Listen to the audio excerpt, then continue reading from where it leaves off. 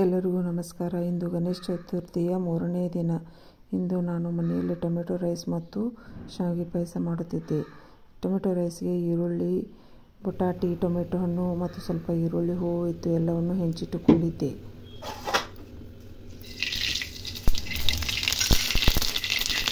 ಬಾಣಲೆಗೆ ಎಣ್ಣೆ ಹಾಕಿ ಸಾಸಿವೆ, ಜೀರಿಗೆಯನ್ನು ಹಾಕಿ ಮೊದಲು ಆಲೂಗಡ್ಡೆ ಫ್ರೈ ಮಾಡಿ, ಆಮೇಲೆ ಟೊಮೆಟೊ, ಉಳ್ಳಾಗಡ್ಡಿ ಎಲ್ಲವನ್ನು ಹಾಕಿ ಹುರಿದುಕೊಂಡೆ. ಸ್ವಲ್ಪ ಖಾರ, ಅರಿಶಿನ, ಗರಂ ಮಸಾಲೆ, ಕಸೂರಿ ಮೆಂತಿ, ಒಂದು ಸ್ವಲ್ಪ ತುಪ್ಪ, ಉಳ್ಳಾಗಡ್ಡಿ, ಹೂವು ಎಲ್ಲವನ್ನು ಹಾಕಿ ಫ್ರೈ ಮಾಡಿ, ಆಮೇಲೆ ಅನ್ನವನ್ನು ಹಾಕಿ ಕಲಿಸಿದೆ. ಸ್ವಲ್ಪ ಉಪ್ಪನ್ನು ಹಾಕಿ ಕಲಿಸಿ ಹೆಚ್ಚಿದ ಕೊತ್ತಂಬರಿಯನ್ನು ಹಾಕಿ ಕಲಿಸಿದರೆ ಅನ್ನ ರೆಡಿ ಆಯಿತು. ಮೊದಲೇ ಸ್ವಲ್ಪ ಶಾವಿಗೆ ಹುರಿದಿಟ್ಟುಕೊಂಡಿದ್ದೆ.